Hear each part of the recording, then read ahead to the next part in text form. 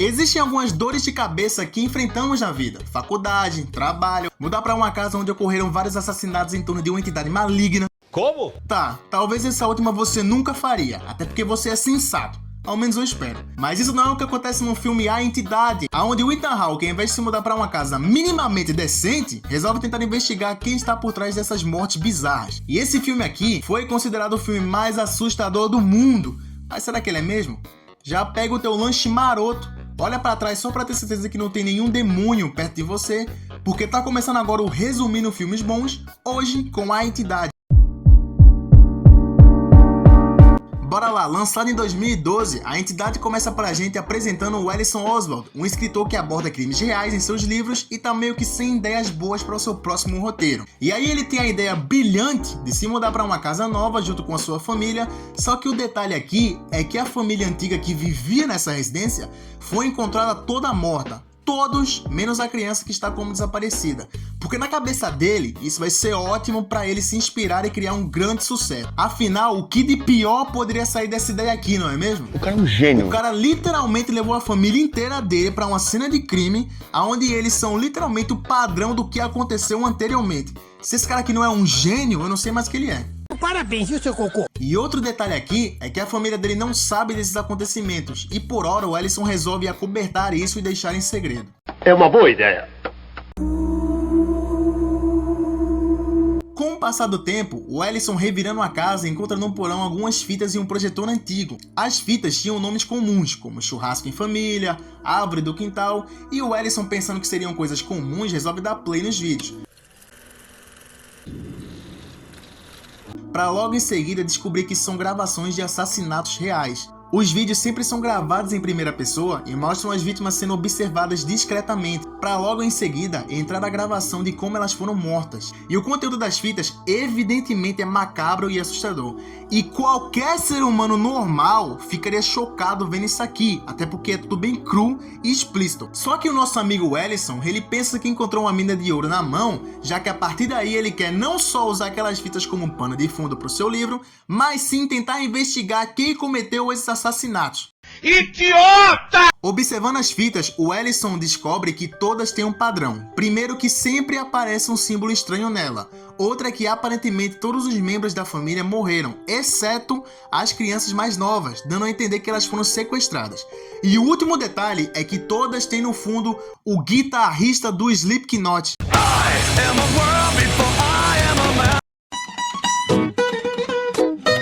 E na moral mesmo, cara, quem foi que escolheu esse design aqui, mano? É literalmente o guitarrista do Slipknot piorado. Porque a máscara do guitarrista do Slipknot, ela consegue ser bem mais assustadora do que esse design do bicho aqui. Já que esse bicho aqui parece um cara comum, fantasiado de pastor, que colocou a máscara do guitarrista do Slipknot. Quem não sabe fazer, copia mesmo, né? E quando tu para pra pensar que essa banda veio bem antes do filme, já fica claro aí que o diretor ele meio que copiou o design, né? E aí você já sabe, cara, essa decisão do Ellison, ela vai fazer a vida dele um inferno. O Ellison, ele conta essa treta toda para duas pessoas. Um policial que resolveu deixar esse caso em off e só investigar esses desaparecimentos com o Ellison. E o professor que diz que aqueles símbolos estranhos do vídeo, na verdade, pertencem a uma entidade que toca guitarra. Zoeira, na verdade isso é um demônio chamado Bagu, que tem esse modus operandi. Ele sequestra a criança mais nova da família e assassina toda a família dela junto.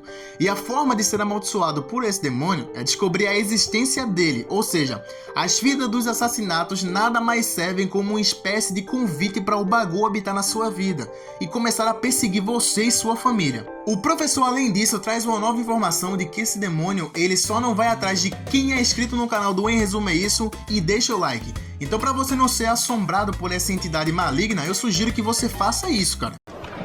Ok.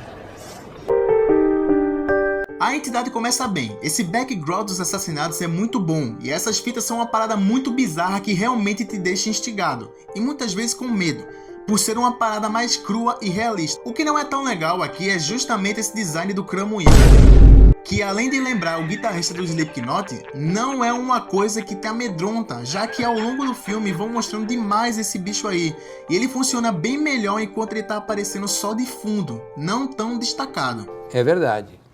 Quer dizer, às vezes não. Continuamos aqui e o Ellison, claro que não acredita em nada disso. Porque é burro! Burro!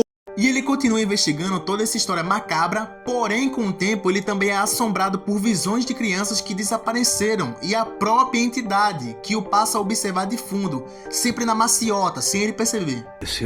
Meu Deus. Tá fugido, meu parceiro, não brincou com a pessoa errada. Além disso, ele percebe que seus dois filhos estão estranhos, principalmente a garotinha, que tá falando sobre essa entidade. Mesmo que a essa altura do campeonato, o pai seja o único que conhece a história. Além disso, a menininha sabe da família que foi morta naquela casa, e que somente a criança mais nova tinha sido sequestrada e estava desaparecida. Como se tudo isso não bastasse, a porcaria do projetor começa a ligar sozinho durante as madrugadas, sem sequer ninguém chegar perto dele.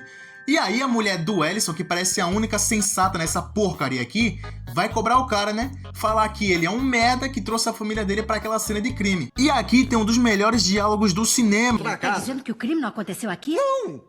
Aconteceu lá no quintal. Eu vou embora!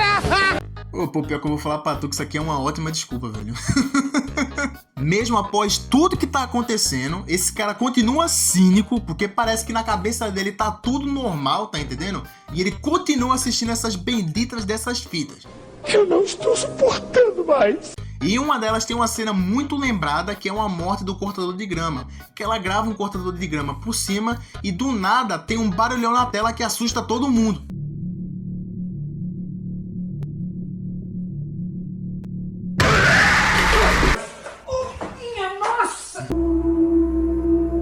Como o universo estava querendo mostrar pro Ellison que tinha alguma coisa errada naquela casa, ele escuta um barulho vindo do sótão de cima. E lá o Ellison vê a figura do Bagu.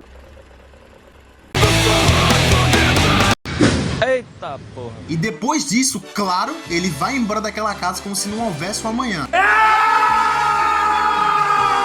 Ele teve que esperar tudo isso acontecer, ele teve que esperar o cramunhão se mostrar presente na frente dele pra ir embora daquela casa não acontecer nada estranho. Só que antes disso, o Ellison ele taca fogo em todas as fitas. E se mudando para uma casa nova, o Ellison percebe que no celular dele tem 90 chamadas perdidas daquele mesmo policial que ajudou ele no começo do filme. Lembra que ele pediu ajuda para um policial para investigar? Então aquele policial estava desesperado tentando falar com o Ellison. Só que o Ellison aparentemente queria esquecer essa história toda. Depois que ele viu esse cramunhão aí, ele realmente ficou traumatizado e ele não queria mais falar sobre isso. Até que à noite, aquele mesmo professor do começo do filme, ele entra em contato com o Ellison, já na sua casa nova, avisando que esse demônio, antes de aparecer fisicamente para as suas vítimas, ele tem vários presságios. Um deles é uma cobra, um escorpião e um cachorro. E o Ellison, parando para lembrar, ele viu todos esses presságios.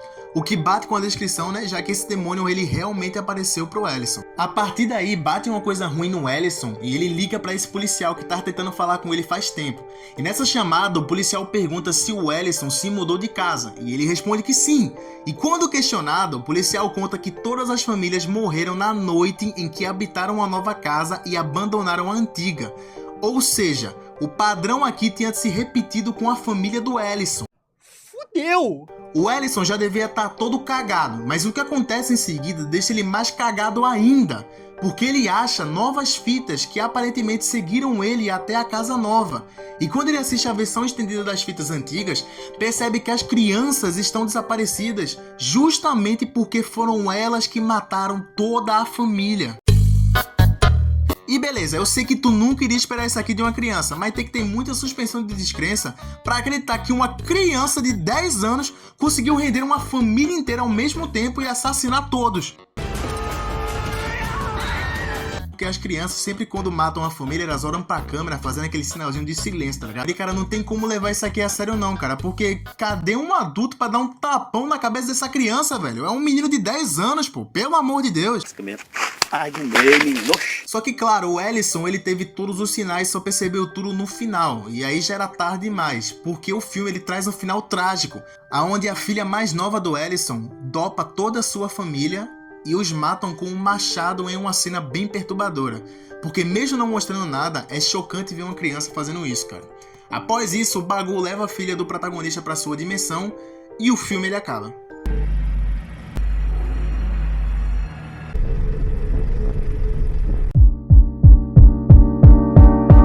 A Entidade é um bom filme de terror, mas é apenas isso. Hoje em dia esse filme aqui ele ganhou um status cult, muito pelo sucesso de bilheteria, já que ele custou 3 milhões e rendeu 80 milhões! Olá, eu gosto de dinheiro.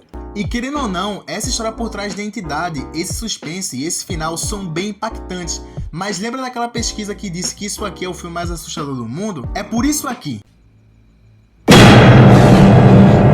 Tomou um susto? O filme te dá um susto com isso, com um volume alto, e não necessariamente com a história. Claro, a parada das fitas é bem assustadora, mas no final das contas a maioria do medo vem do som alto. Então rapaziada, em resumo é isso. Se você não quer ser perseguido por esse demônio, já deixa o like e se inscreve no canal. Comenta aqui o que você acha desse filme e confere os últimos vídeos aqui do canal, que são desde a saga Premonição até o resumindo filmes bons do Homem-Aranha. Caso você queira a continuação da Entidade 2, comenta aqui embaixo que eu também posso trazer, mas eu já garanto que a continuação desse filme aqui ela é meio ruinzinha e talvez entre para um quadro novo chamado Resumindo Filmes Ruins. Dito isso, meu consagrado, um abraço!